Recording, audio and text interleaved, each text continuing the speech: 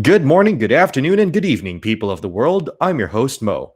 Today, we'll be discussing something a bit deeper in depth than the usual episodes.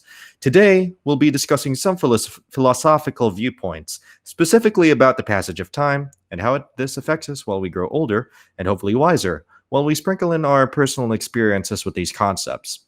Today, I bring you one of the most intelligent people that I personally have befriended and am proud to call an honorary brother. So without further ado, introduce yourself, dude. So my name is Leo Angelo, and I'm a 20-year-old guy studying philosophy in a college level. I'm almost at my second year. So yeah, good day, Mo. All right. So we'll begin today's discussion with a simple question. Who would you say is your favorite philosopher? And do you align with what they say a lot or just highly respect the way they present their cases? Ah, Since I've barely touched upon philosophy, I've just started my second year after all. I um I would have to go with a philosopher that I've only one of the few philosophers that I've tackled, since I find it just disingenuous to pick a philosopher that I haven't academically tackled yet. So I'm going with Plato, and by extension Socrates in his texts. Uh, and the reason why is, well, I found his work. I found their works collectively to be compelling. I mean, I've noticed a few fallacies here and there, but with the way that they present it and the way that their arguments go, and especially the Socratic method, I've really grown to appreciate it. Not gonna lie. It just endeared me to them. All right, Yeah. fair, fair. But yeah, actually, I would say the same. Since just a disclaimer, I am not a philosophy major like this dude, so I don't really have much of a background in philosophy myself. But if I had to choose a philosopher, I would either go with Plato or Descartes, simply because what they've contributed in terms of like several fields of philosophical thinking and concepts are beyond this world. Like even for the average philosopher, they've done a lot. And for Plato, I really like his work on the Republic and the reasonings that he put there. And as for Descartes, well, his whole philosophical reasoning. I forgot the name of like the thought process. What was it again? But yeah, basically, I really Cogito liked it. ergo sum, that one. Yes, there we go. Cogito ergo sum. That's what does it translate to again? I forgot. But I think basically, therefore yeah, that yeah, one. yeah, there, yeah, that's correct. I think therefore I am. It's kind of amazing how these philosophers have like timeless sorts of ideas, isn't it? Like, Yeah. these things like predate the Romans for crying out loud, and yeah, it's the foundation of like our thought processes so far in the world. Like, it even influenced like Eastern philosophy by a lot, as we can see today. Like, uh, people usually argue through the lens of a Western philosophical standpoint, like, say, the work of Socrates and Yeah. stuff like that. So, Yeah. Yeah. speaking of like, time and all of that, let's talk about permanence. And there's a whole lot to discuss here. Let's start with personal relationships.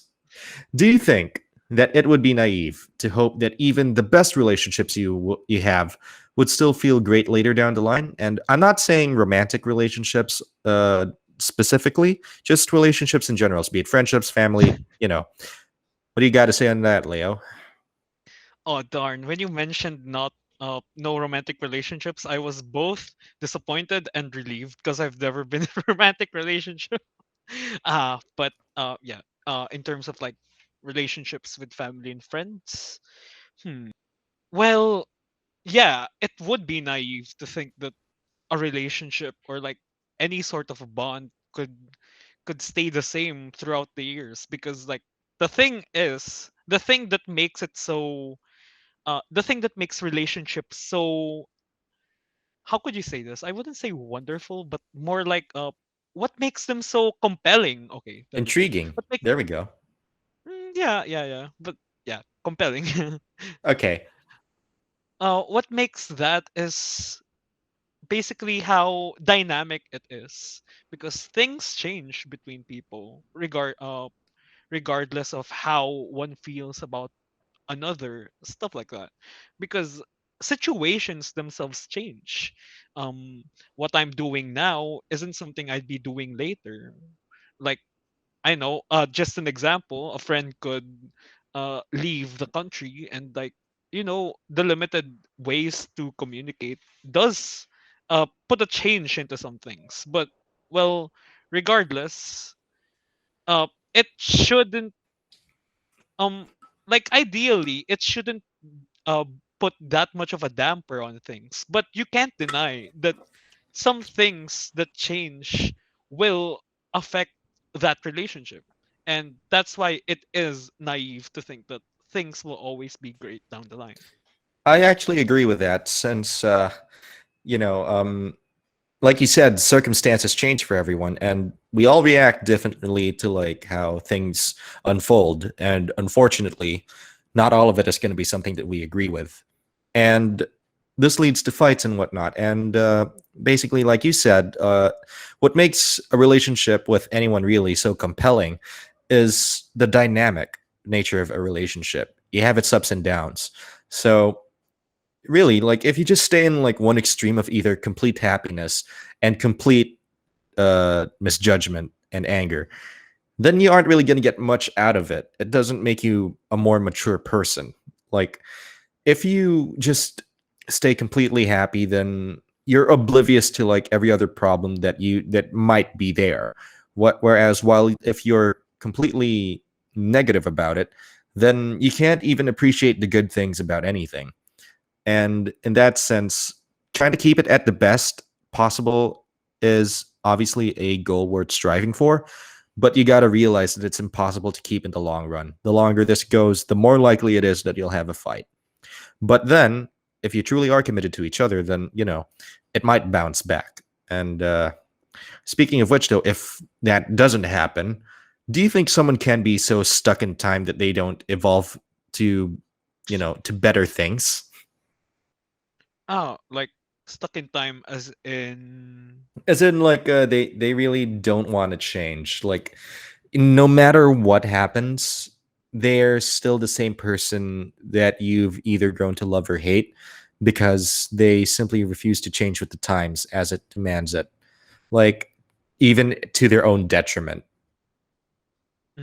Like a sort of stubbornness, um is it possible for this sort of person to exist, something like that? Is that your question? Well, yeah. But I think we got to expand on it a bit more since, obviously, if we do know people like this, there's going to be some really interesting examples to make out of them. Yeah, I think we could refrain from speaking such names at the Yes, moment. the name isn't relevant, but there's a moral to the story. I mean, to be fair, if I'm going to go on a tangent and provide an example. If, say, for example, a friend who is stuck in time and thus stuck with the bare ability to drive and almost crash you, then okay, my apologies, my apologies. I wasn't there when a certain someone almost crashed into an idle car. Okay, okay, okay. Enough And tangents. he almost killed like the entire car, like the entire amount of people inside the car. Yeah, like not gonna say how many people, not gonna say who it is, but I mean, multiple times. to be fair, if someone did die in that process, then they weren't stuck in one place. Where are they?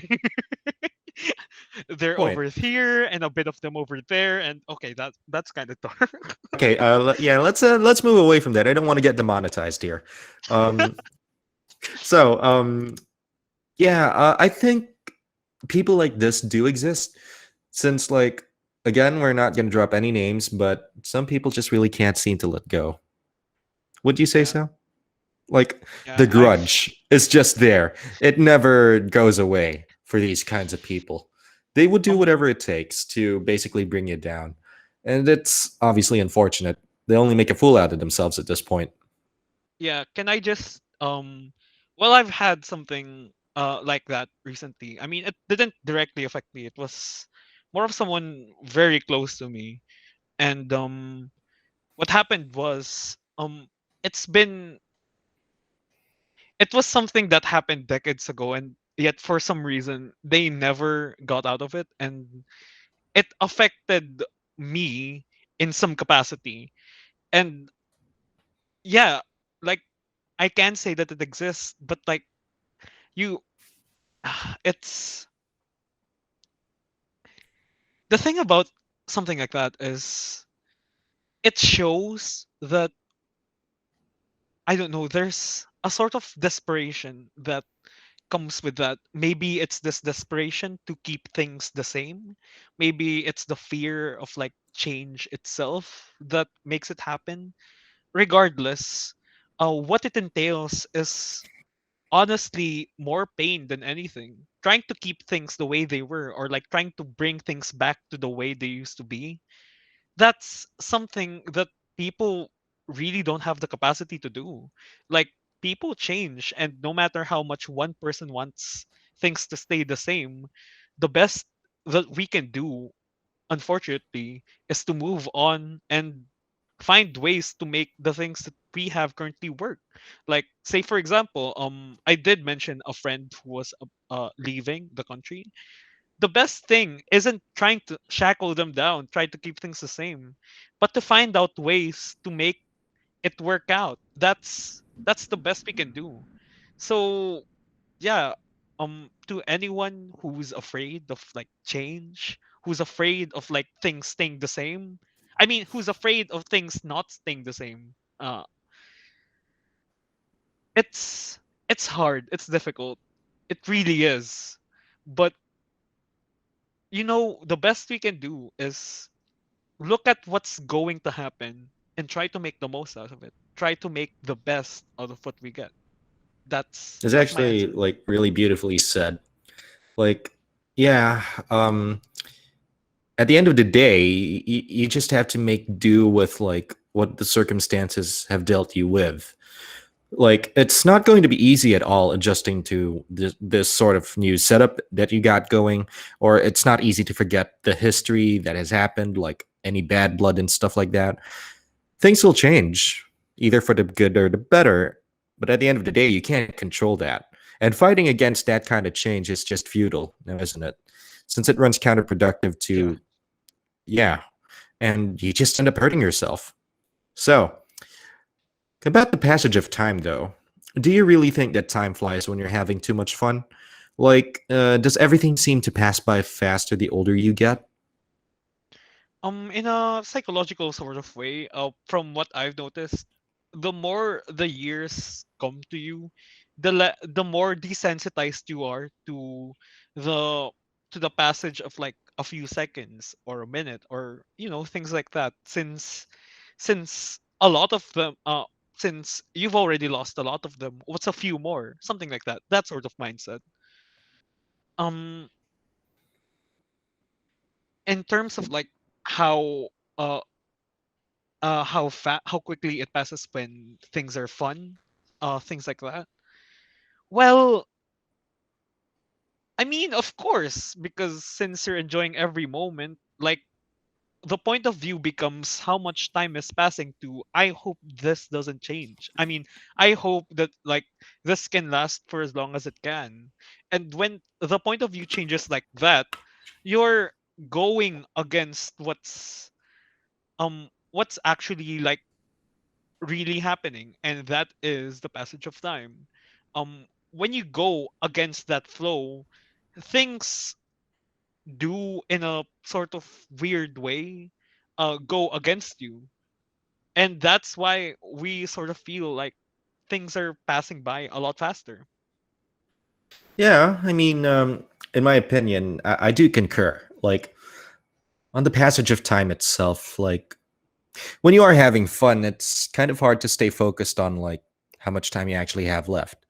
And when you're not having fun, you're just thinking about like how time moves so slowly.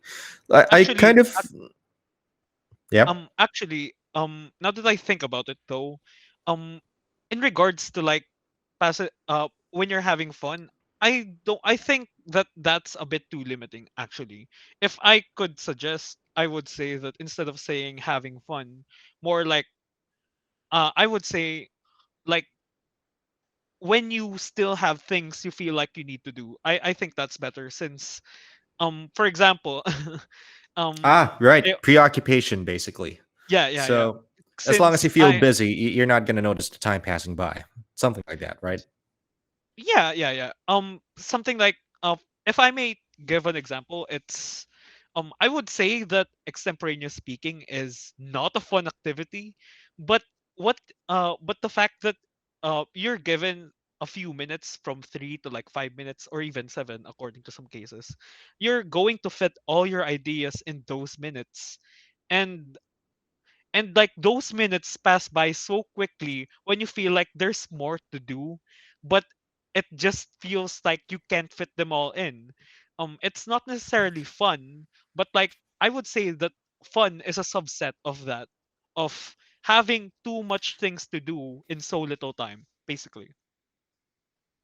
Actually, I might have to disagree just a bit with you there, since I can tell you from experience, doing a debate and broadcasting within a 5 to 7 minute period is absolutely the slowest amount of time you will ever have in your life, because you gotta be so meticulous that you have to micromanage everything, and Mhm. from your thought process to like actually doing the speech correctly and stuff like that.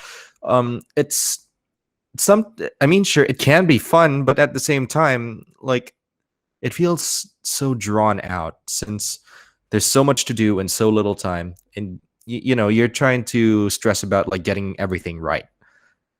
And other than that, Mhm. though, I can't say that there's a correlation with fun and the perception of time being a lot faster, though. From personal experience, I can say that when the week that my grandfather died 6 years ago, I was having a party since it was my birthday, and I I never really noticed the time fly so fast. But then the day my grandfather died, just a few days after that, time didn't really feel like it was moving. Like, it was just stuck there, and it was like one of the longest weeks of my life, since I don't know why. It just is. I can't even explain it properly. And well, the older you get, sometimes it does, you know, go faster in a way. Like, I can basically remember a lot of junior high, because I think that was because my brain was a lot younger. But at the same time, I remember a lot from the year 2019, since that was one of the most intense years I've ever had in my life.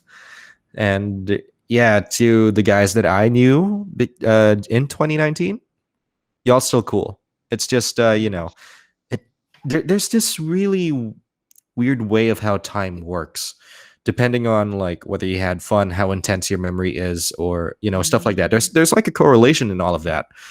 And that said, considering the passage of time, what can you say about how the pandemic distorted how we see the passage of time? Do you think it's gone slower or faster or what? Interestingly, from from what I've gotten from what you just said, can I just say I'm very sorry for your loss. And but yeah, Thank you. interestingly, when you mentioned how some years, especially the ones that have the most things that happen within them, have the most memories and things like that. Um, and I, it can be directly applied to what's happened in the pandemic.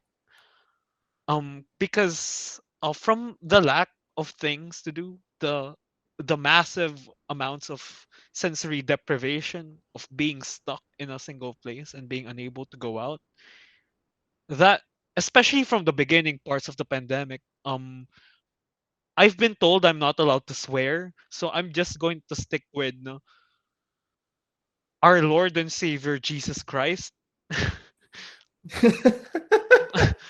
Okay. But from the start of the pandemic, that was probably one of the worst uh cases of sensory deprivation that I've ever experienced, and every single day felt the same. While it was all happening, it felt like it was as slow as a snail, and yet before I knew it, it was already it's already past. Because so I mean, you wouldn't be able to call it like things being able to pass quickly or slowly. It's more like it's more like, as I said earlier, the lack the sensory deprivation. That's that's what it all comes down to. It's it's a painful thing. The fact that you aren't able to find any use for your time, and that's what makes it feel like nothing's ever happening, and that days pass, weeks pass, months pass with nothing of note happening. That's it's still a sensitive subject, honestly, and Yeah, I know what you mean. I know what you really mean since throughout this pandemic, I've been in this paradoxical state of like being frozen in time, but everything's moving so quickly. Like, if I'm being honest, my grade 12, I barely noticed it pass by. But at the same time, every day just felt the same.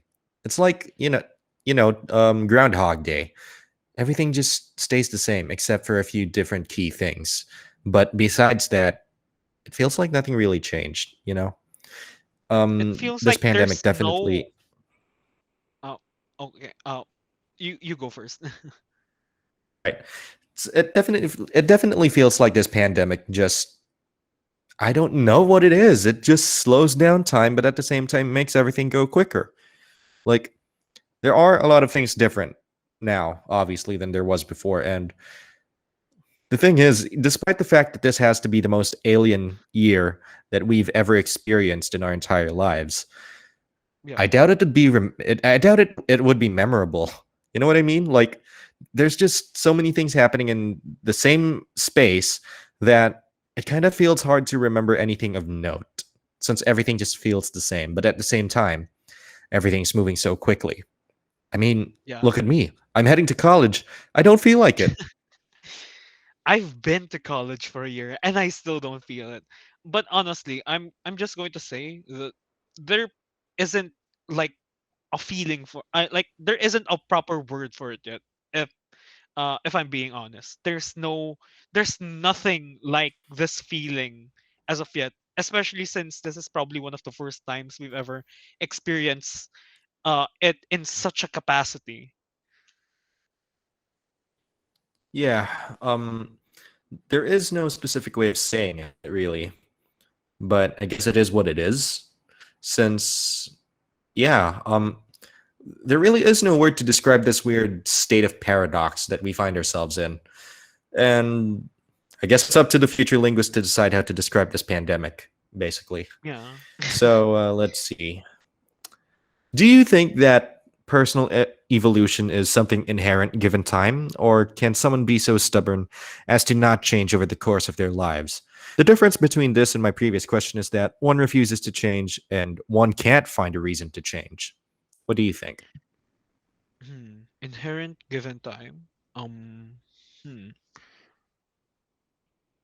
I mean, it's le I think it is inherent given time in the sense that excuse me. Um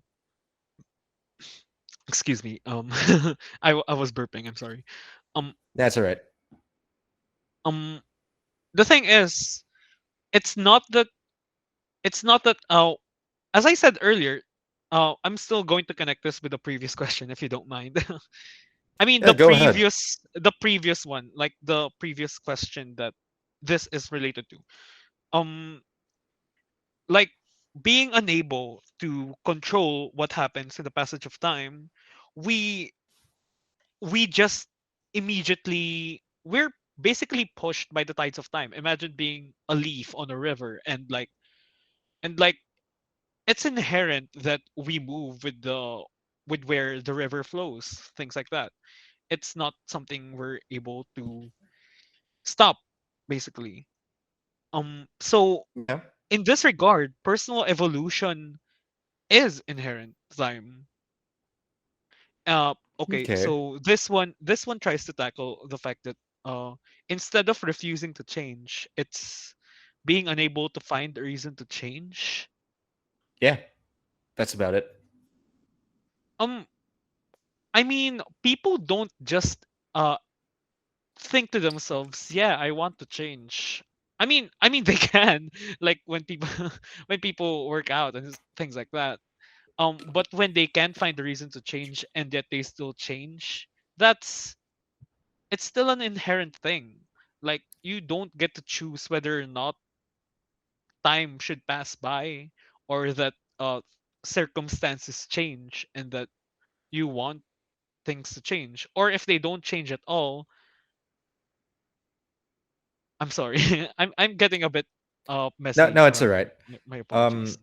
Anyway, just say it as how you think. Yeah, yeah. It's it's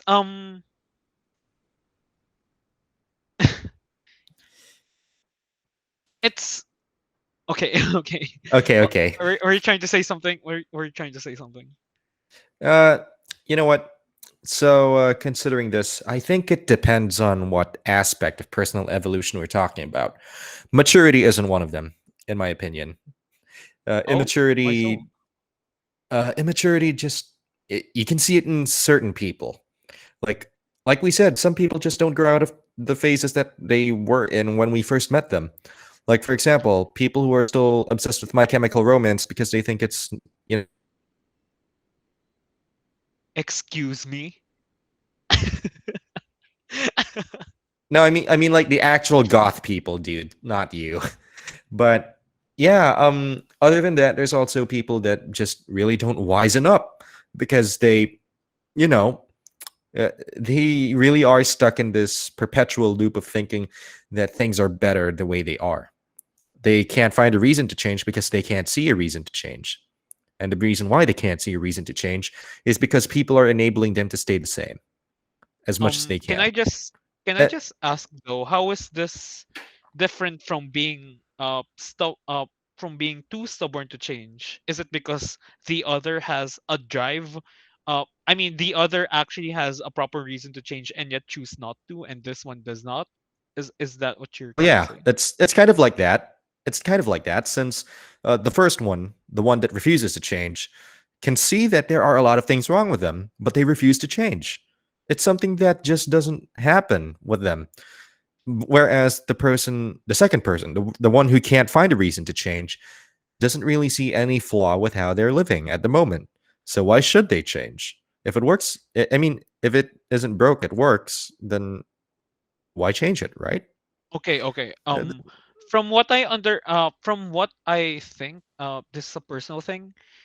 I think that finding a person who can find a reason to change at all doesn't exist, actually. Like, stubborn people, yeah, uh because no matter how much you slice it, like, not being able to find the reason to change is just being stubborn or trying to be ignorant of, like, things that do happen.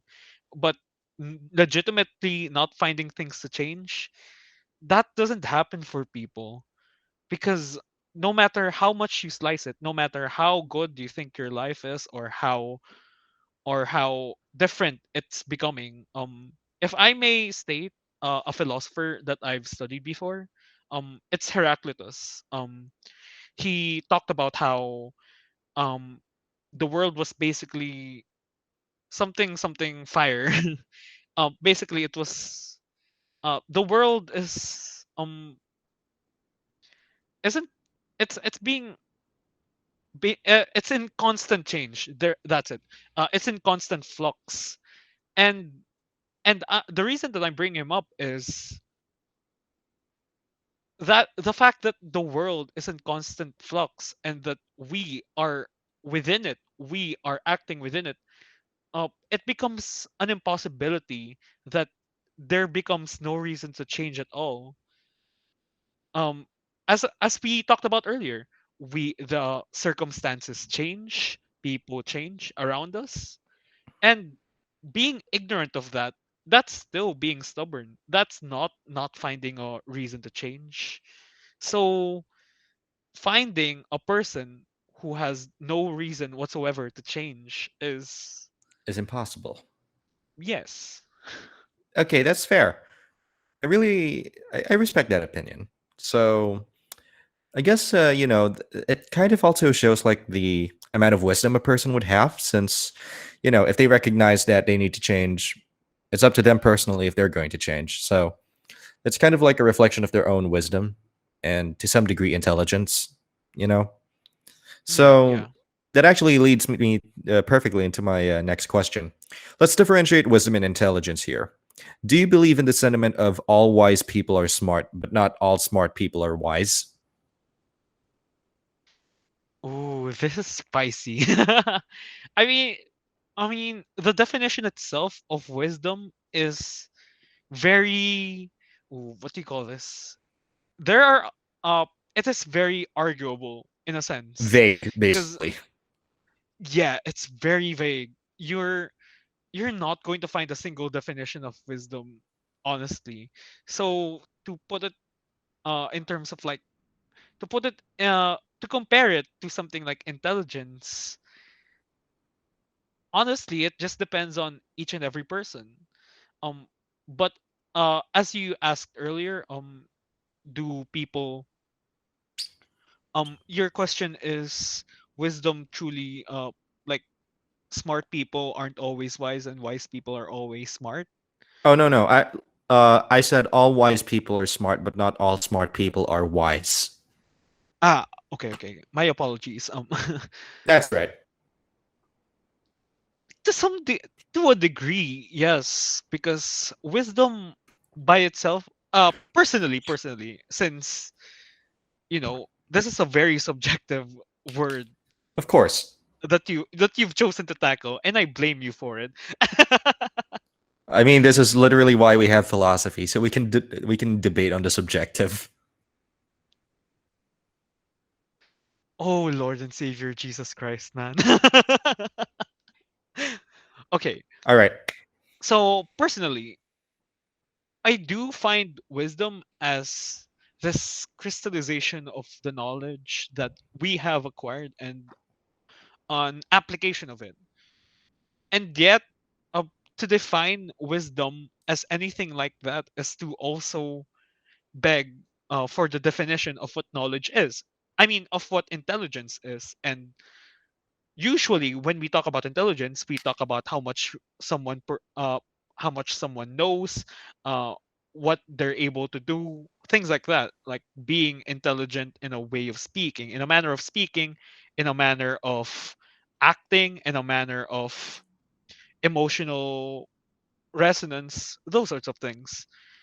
So to compare it is, I mean, they're very related concepts, but at the same time, there's just this much of a gap between them, or I mean, according to some people, that I it mean, becomes very yeah. complicated. Yeah. So I was like thinking, since like the common conception of what wisdom is and what intelligence is basically wisdom is making the right choices, while intelligence is knowing what the right choices are.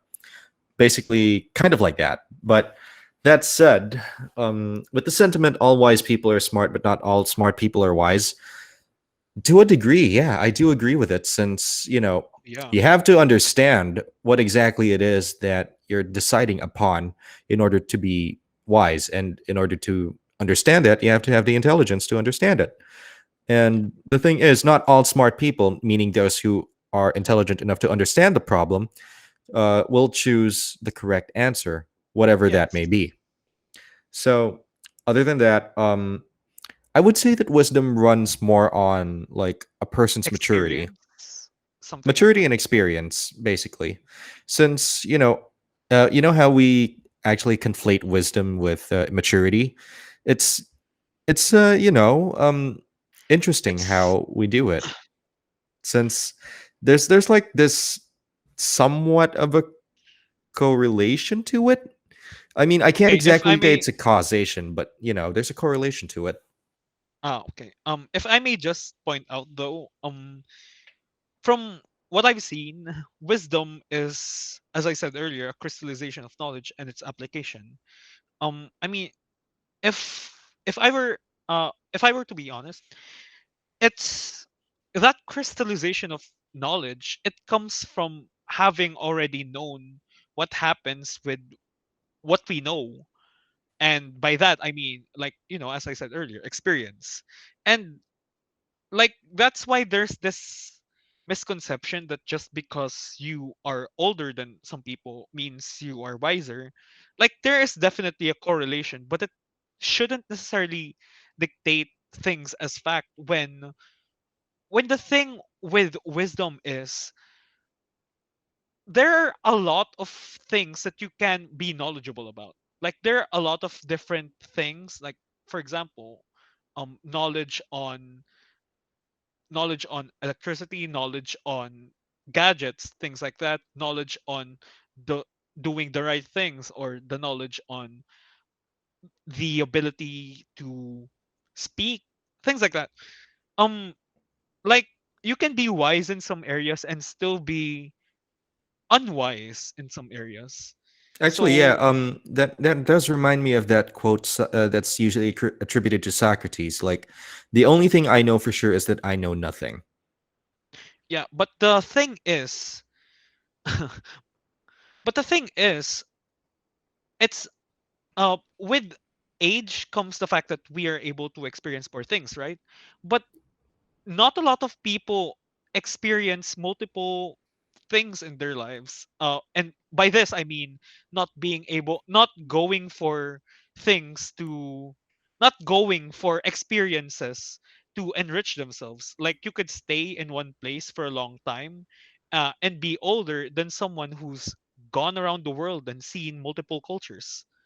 So in that regard, would you say that the person who's traveled everywhere, who's seen everything, who's experienced more, despite being younger, you'd you'd think that wise they're wiser, right? Despite the fact that age despite the fact that the ages are um Different. yeah, Yeah. different, and like from what we normally associate with wisdom. Actually, that also still depends, since the person who did stay for longer in the same place would understand that place a lot more should the person who went abroad come back. So um basically, there is a wisdom in a local sense, but for a more holistic sense, the person who went abroad definitely wins. but I do have something that I can counter against that. The fact, as we were talking earlier about the stubbornness of some people to find change, I was actually pertaining to that. And you can't exactly say that that person is more knowledgeable about that one place, when in fact, um in that one place, when in fact they've been, if we were to say that that person is the same person we talked about earlier, the one who was stubborn for change, what I mean, can you see where I'm going with this? Yeah, I know. I'll take the L. I'm not gonna argue against that. Yeah, Um, like, let's see. I'm, yeah, basically applying that to this being only in one place sort of thing. Yeah, let's just pertain it to that and let's Yeah, move on. let's. Yeah. Anyway, so you did mention about wisdom and age, right? So Yes. I want to ask, does wisdom truly require intelligence in some form or another? And does it really come with age? Like, we kind of touched on this, but let's flesh it out a bit more. Be more direct. Ye- yes. But okay, hear me out. The thing is, okay, does wisdom truly require intelligence? The thing is, it is true Like the amount of wisdom that we have is different for like everyone. Like people of the same age, maybe even born the same day, they can have different amounts of wisdom from the number of experiences that they have. So um interpersonally, it's a bit murkier, but on an individual level, yes, definitely. Since a single person who has experienced more than themselves in the past, they would automatically be wiser than themselves in some capacity. Hmm. That's fair. That's fair. Um, I don't really have anything to add to that, so I guess let's move on here.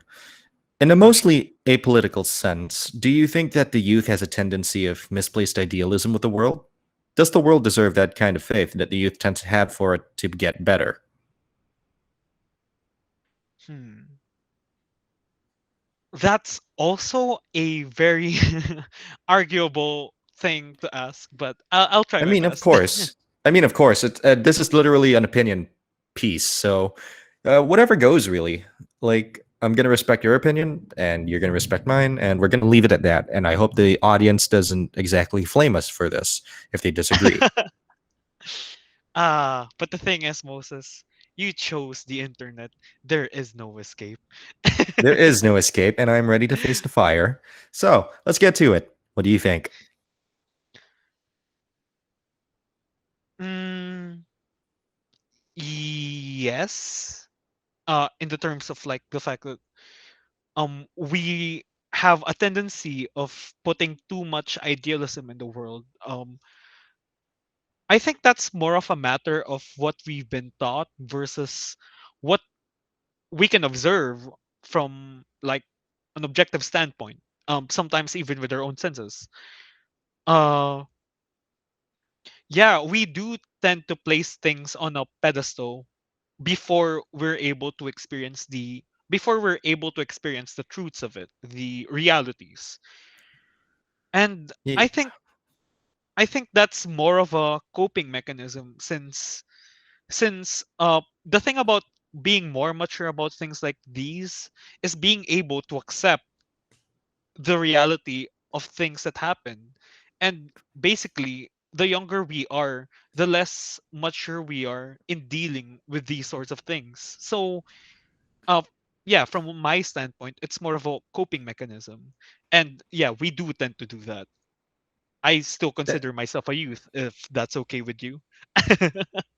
I mean, yeah, fair enough. Like, in my opinion, yeah, we do have a lot of misplaced idealism with the world. One major example that I can think of is the concept of romance. Like, no one is going to be your Prince Charming. No one's going to be your Cinderella. It's it's not that hard to wrap your head around it, but at the same time, people still come to expect nothing but the very best. And sure, you deserve to demand the very best from your partner, but don't conflate it with like it never being enough. You know what I mean?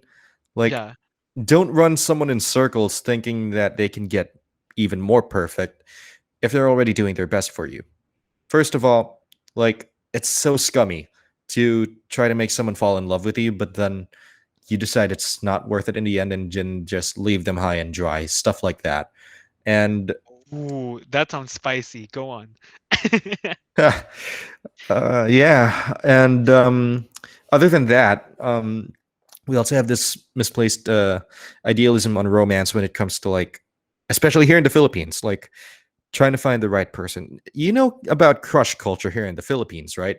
Oh, definitely. I am a massive victim of that. So am I. So yeah, like I discussed in one of my previous episodes, crush culture is so toxic, I swear.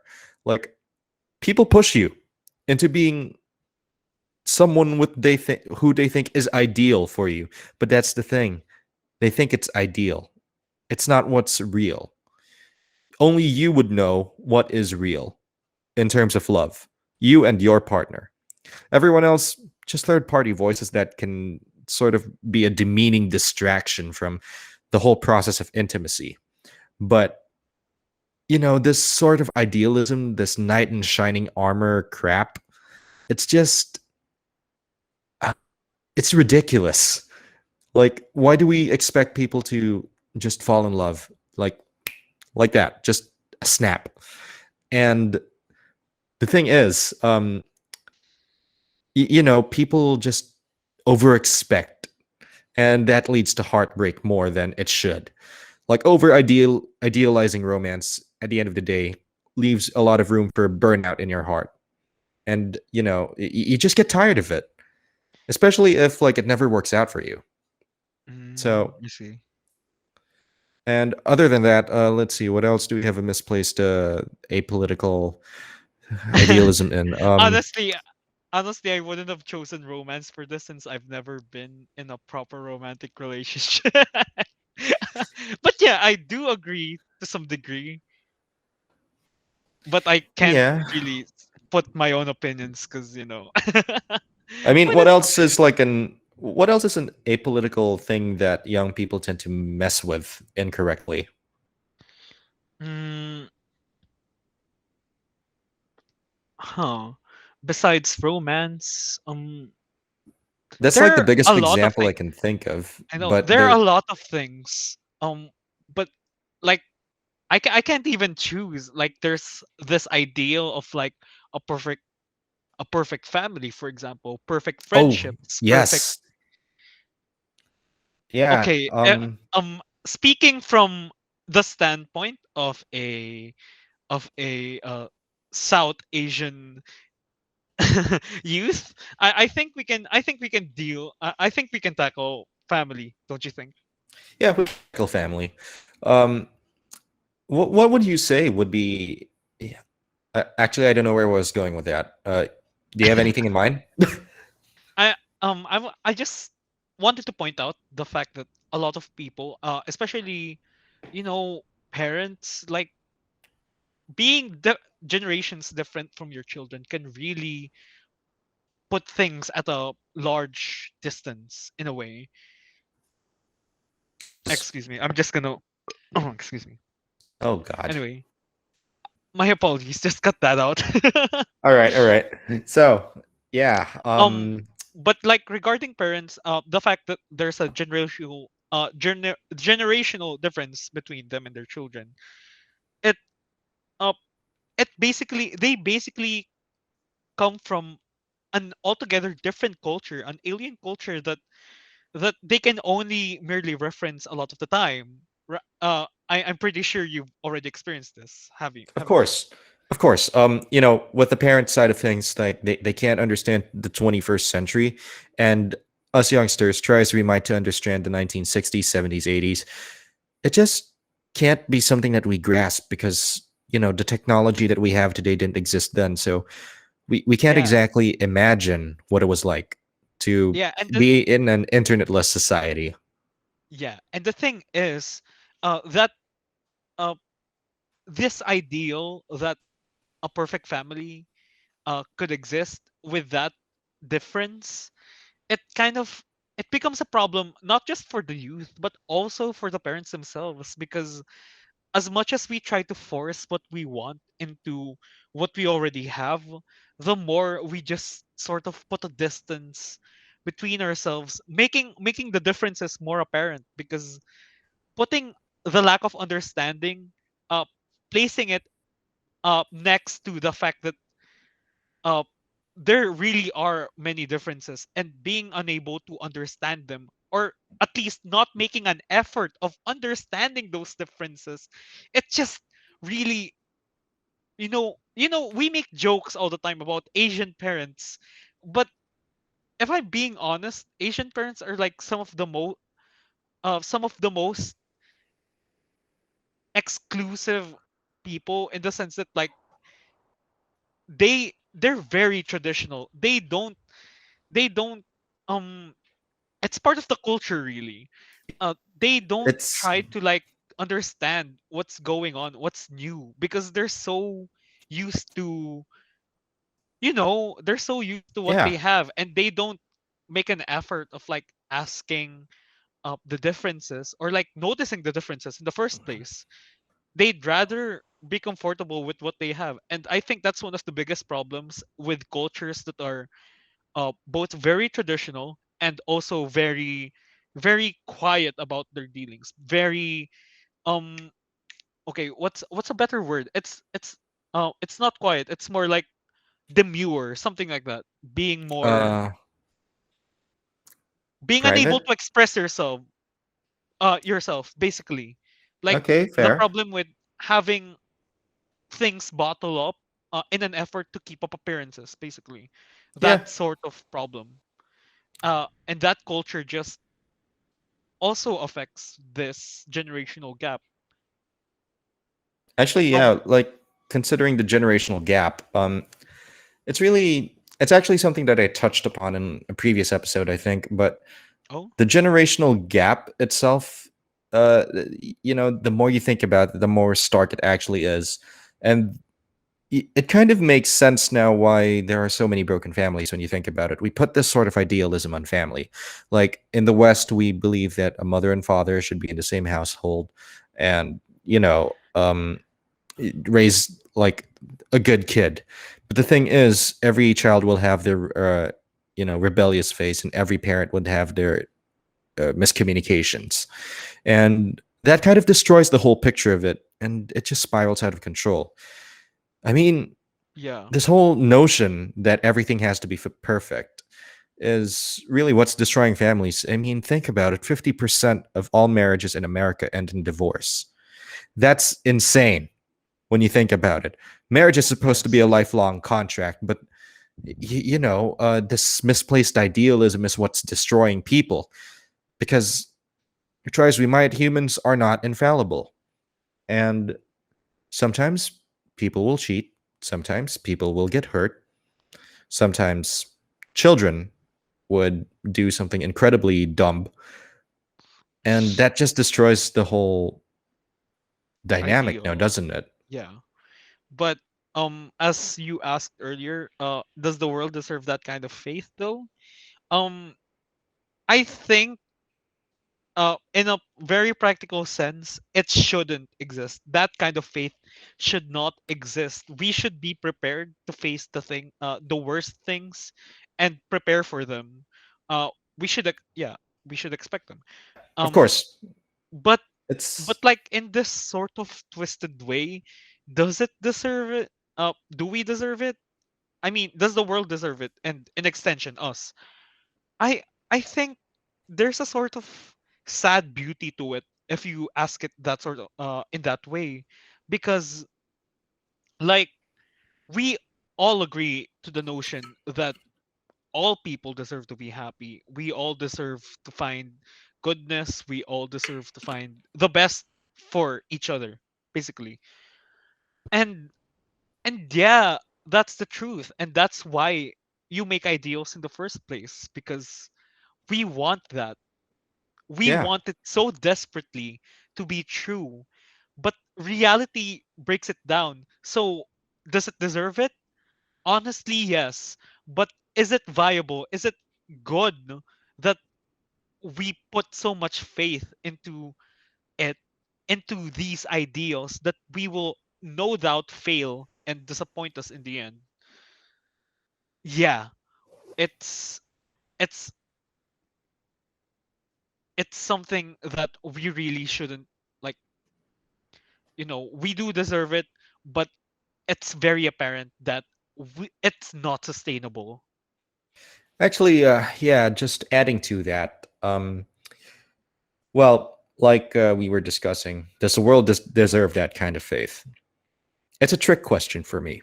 Since, first of all, this is the stuff of optimism, stuff that we desperately need.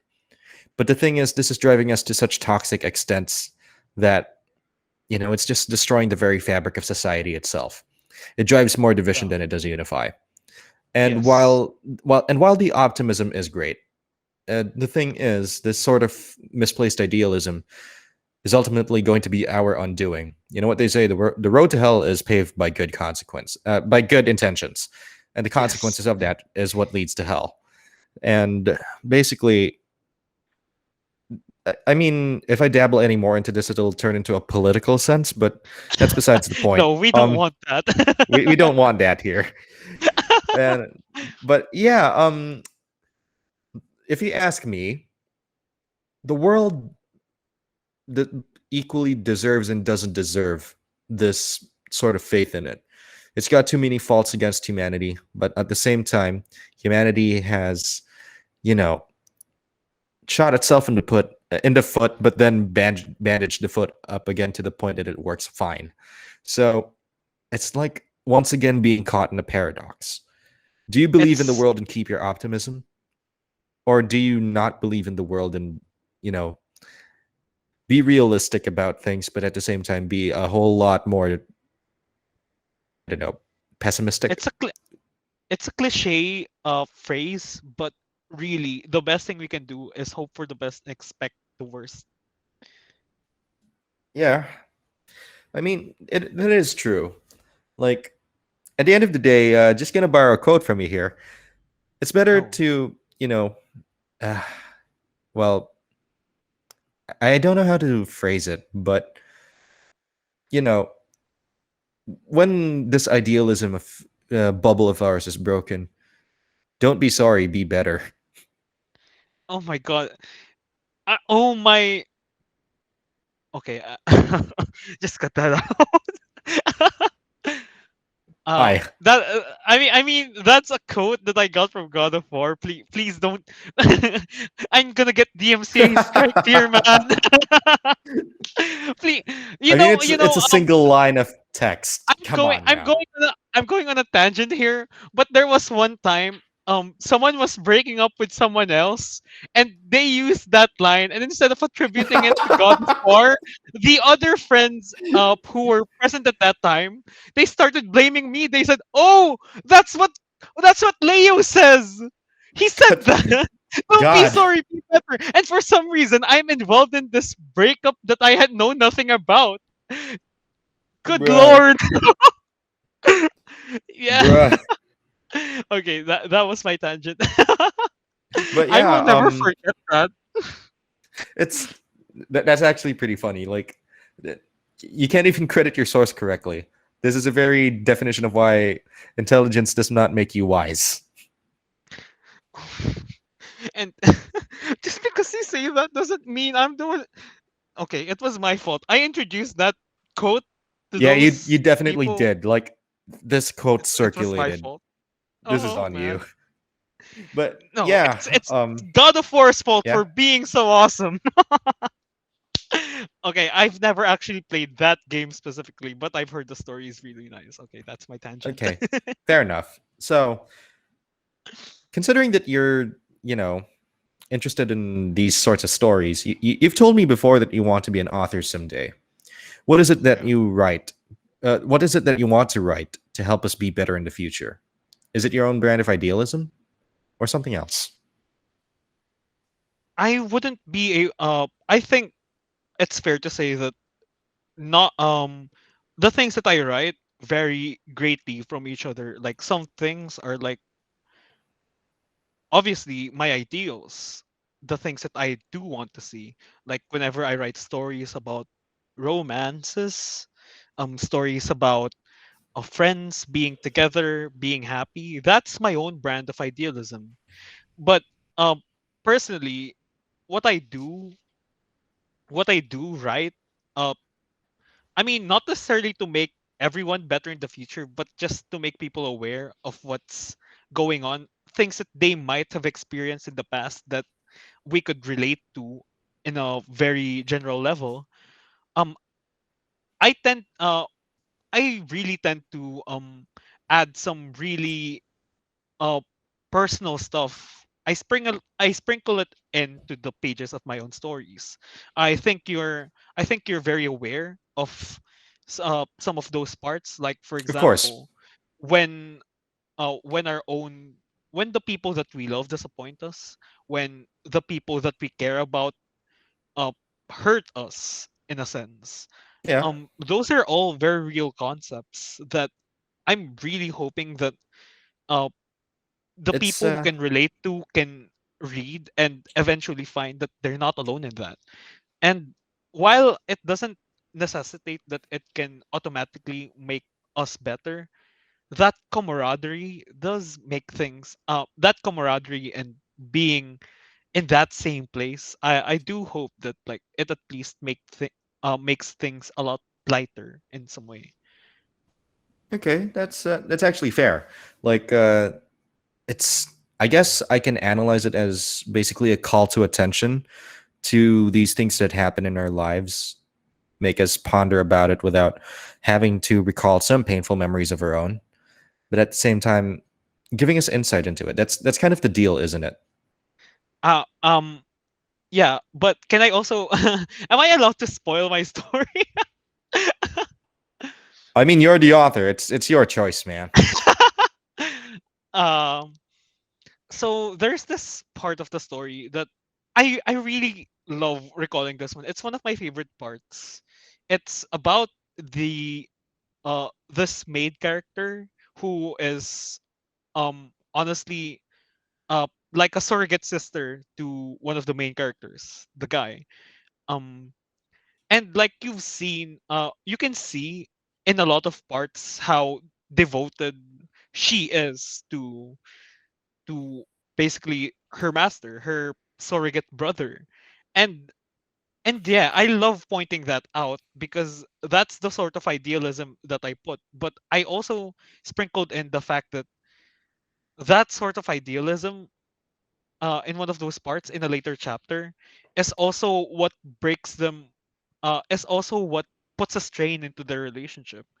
Like how it becomes unbearable when the people we care about just smother you with what they want to see. And sometimes it becomes very apparent that that's not what we want, and it sort of breaks us in a way.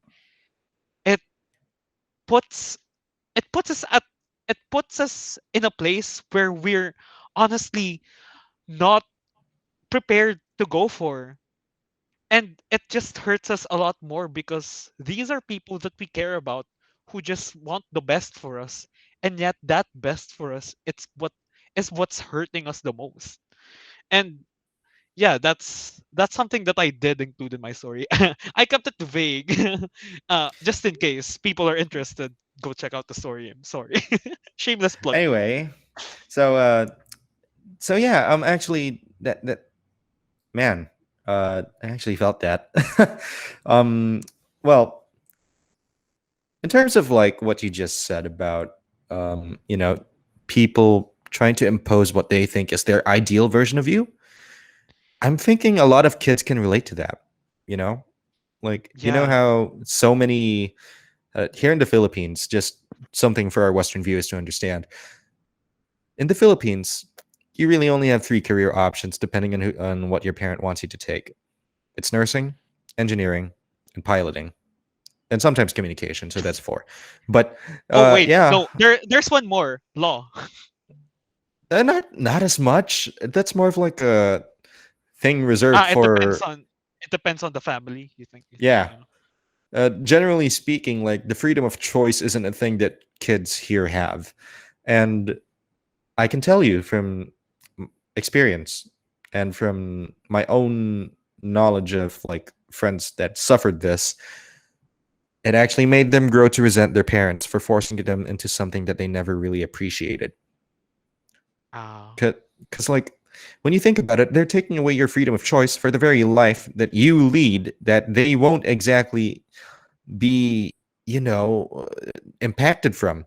The choices that they make for you won't come back to haunt them because at the end of the day, what happens to you is on you alone, isn't it? yeah, I agree. You know, it's just unfortunate that this type of idealism for parents just strangles children. You know what I mean? Oh, Like, yeah. um, it's it's just sad, really. Like, how do I say it? Like, you know what? I guess like a lot of you already know what I mean. It's like they don't Yeah, accept you for who you are, basically. And yeah. yeah, that's about it. Let's not get too depressed here, and let's go to our final question. What's your overall philosophy then? And how do you think you can change the world if you think you can? I mean, given the opportunity, I there are a lot of things that, well, it's not about. okay, maybe it is about changing the world in a way, but my personal philosophy at the moment, I haven't actually developed this a lot. I'm planning on like reading a lot more philosophical texts to find out like some things that I can do to improve it, find some things. But at the moment, what I say as my personal philosophy is um the fact that things can be better. Like things could be like, I don't want to put definitions on what we have at the moment as like good or bad, things like that. But we can all agree that no matter how good or how bad things are at the moment, they can still be better. And I know it comes off as like very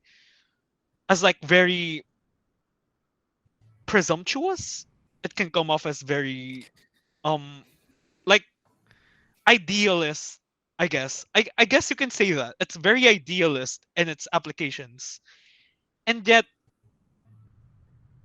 I can still see the fact that the the betterness, um like this philosophy of mine, it's like, I don't know, it's kind of like a different way of seeing things in the first place.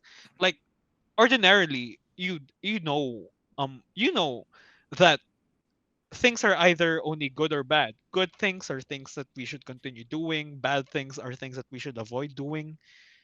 But really, it's just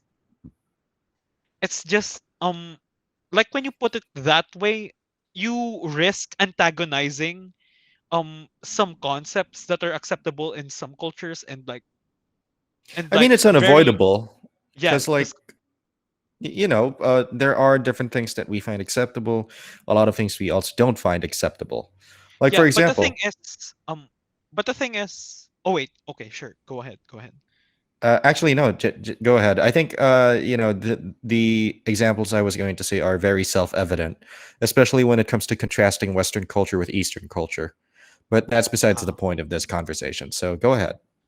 yeah, but the thing is, like, putting a label as something to avoid makes, like, it puts a it puts a there's color in it, basically. That's what I'm trying to say. like like we can, like, can't we all agree on the fact that, like, things could by saying that things could be better, by saying that things could be improved, it becomes a lot less damaging to, like, especially the people who are affected or like involved in these sorts of things.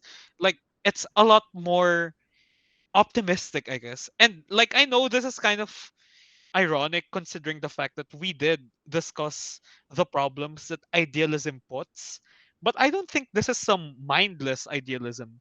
It's it's not necessarily a bad form of optimism. It's it's sort of like a it's sort of like a label. I mean, it's sort of like this, this turn of phrase, this phrase that doesn't connote good things or bad things, but just states what is and what could be, what is not, but could definitely happen. And, like, it's a lot more realistic. It's a lot more realistic form of optimism, is what I'm trying to get at. Okay, that's fair. So your overall philosophy is basically realistic optimism, right? Yeah, because as much as possible, that's what the people need now. I think that's what we all need to see. Like, we have to be realistic, sure, but we also need to put in that bit more of like you know optimism, this childlike wonder that we grow so jaded and lose as time goes on. Because, like, okay, think about it this way. real Real things, realism is us recognizing what's possible and what isn't, but optimism is us being more hopeful, being more childlike, in the sense that there in the sense that we also recognize that we want to be geared towards this form of happiness, this form of goodness in our lives. And like that's something we can strive for without compromising on the realism of what we already have. That's fair. Do you get me? Yeah. Yeah, I get you. And Actually, I oh, what is it? oh no, no, finish your thought. Your thought. I was just gonna pile on my own insights. Sure, sure. Um and what and the reason why I want this to spread to the world, uh how I think it can change the world is like putting a different spin on things makes it a lot easier to accept the disappointment that we all go through, but like it keeps us from hopefully being too jaded and like too pained to like keep being to lose it keeps us from being too jaded to find at least something optimistic in what we can do about certain situations. And and like, okay, we did mention that we're trying to be apolitical, but Yeah, it's okay, kind of unavoidable at this point. yeah, this is yeah, I've been trying to skirt around this for the longest time, but I think it's necessary in this fashion. This context, yeah, it is. Yeah, Go ahead. in this context. Um we all know. I think we've already gotten to the point where we can comfortably say that every system is flawed. Like there are advantages and disadvantages, and that's why there's a lot of them. Because there's no perfect one, and we're trying to find the best one for the right circumstances at the moment. Or at least that's what it should be, idealistically.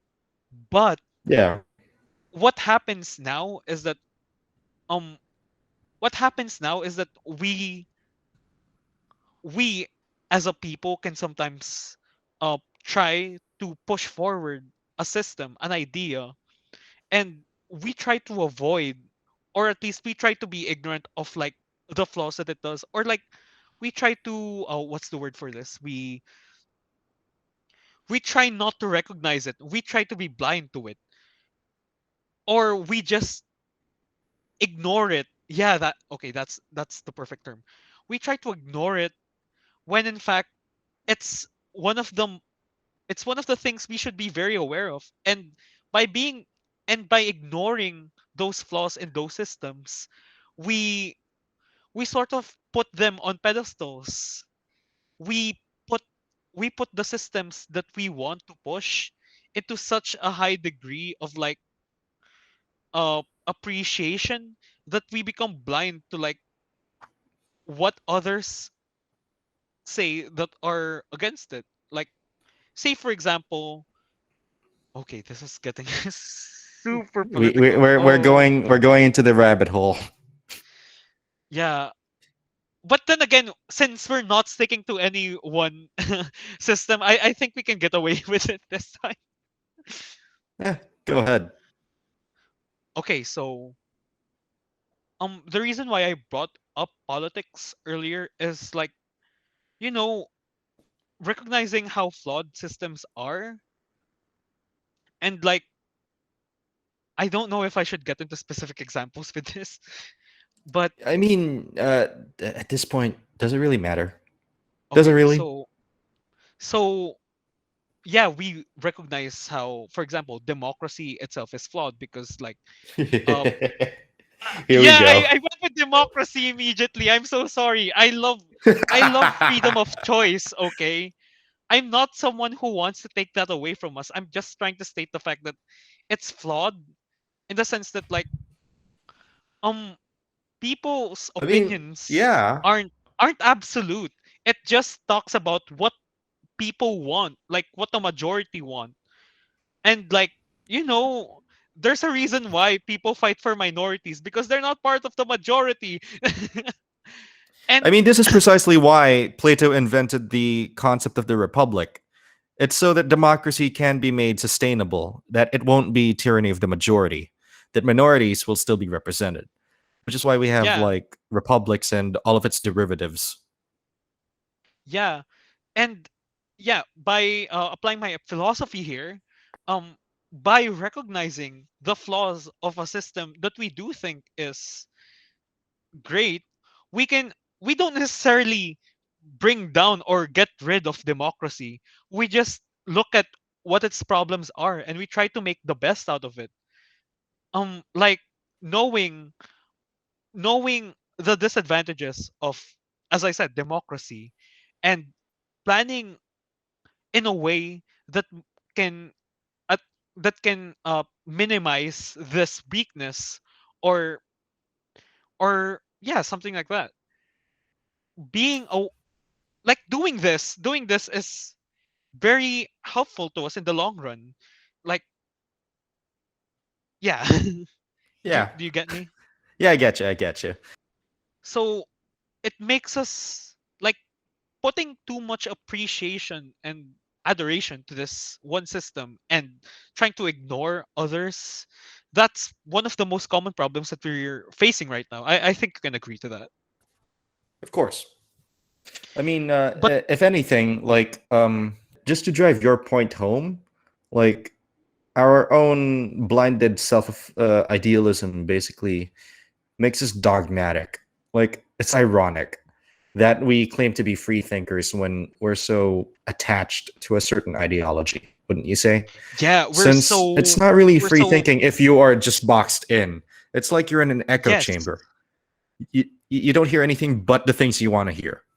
yeah, we're bound to it. We feel like we're imprisoned by these ideals that we so want to push. Am I right? Yeah. But okay, the reason why I bring this up regarding my philosophy is that in recognizing that things could be better, you recognize the fact that things are flawed, systems are flawed, and that they could be improved. And I think that's important because, as we said earlier, putting things too much on a pedestal will only like will only bring us to ruin, will only bring us to either disappointment or self-harm that uh, uh, driven from the fact that we fight for things don't necessarily that aren't necessarily perfect, right? Yeah. But Yeah. in recognizing where idealism fails and realism begins, and also recognizing where realism doesn't necessitate isn't necessary, and where idealism could shine, being aware of when and how these concepts should be practiced and applied, I think that's a very powerful thing to do, because it recognizes our weaknesses, but it also makes us shine. It also makes um our advantages shine a lot better, and it also keeps us free from most conflicts in that sense. And by most conflicts, I mean like very bad ones Yeah. from the Yeah. conflicts that are like avoidable. Yeah. That's fair. Like, I guess your philosophy actually aligns a bit closely to mine as well. Like, I Okay. also believe in realistic optimism for the most part. It's just that I believe more in the optimism part than purely the realism part. Because, while, being realistic prepares you for failure, it's optimism that allows you to bounce back from it. So I lean more towards the optimistic side of things, which is why, like, I don't have a quitter attitude when it comes to a lot of stuff. I really do not quit when I really want something, that sort of thing. And uh I'm not really going to dive much into it since we're almost out of time. And based on your personal philosophy, I think if you remember with the play Annie, the song Tomorrow is definitely something to keep in mind. Like, even though things are grim and, you know, things, when you look at it realistically, just don't look good, you got to remember that tomorrow is just another day and it's another chance to rectify the mistakes that you've yes, made. It's always a we're day dealt away. yeah we're dealt cards by fate, and it's up to us to use those cards in the best way that we can to make the most out of what we get. If I could use a specific example, this pandemic, yeah, it's horrible. There's a lot of things that we're losing out on, but it shouldn't necessarily put us to a standstill. Look at what you have right now. Look at what you have at this moment. You have a computer, or maybe you have a phone, you have a notebook, a pen, and you have your thoughts to yourself, hidden away in your own room, thinking about things you could be doing. You could also think about things you can do right now. Write a story, make something that makes you happy, find something that makes you happy, go search up friends, talk to them, people you haven't talked to in years, in months, n- people who need what you have right now. You can do all of this because you're stuck at home. And like, Yeah. I know that being stuck like this is horrible, but you can still make the most out of it. We can make things better. Yeah. Honestly, That's like this yeah. pandemic is an opportunity for us to step out of the box, to be out of our comfort zones, even though we are completely within our comfort zones as we speak. Yeah. But that said, but that said, like we can try new things. This has given us the opportunity to do so much more with so little. You know what I mean?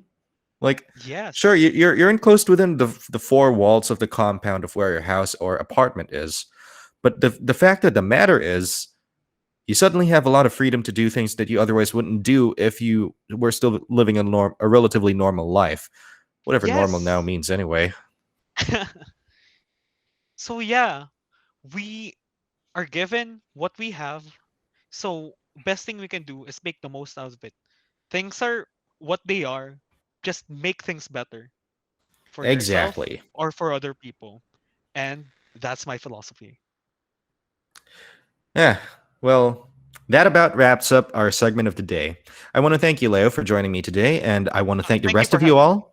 And I want to thank the rest of you all for hanging out with us on our little rambles. Stay tuned. The Yeah. Point of Discourse will be back soon with a fresh episode. Until then, enjoy the fall and stay sharp, people.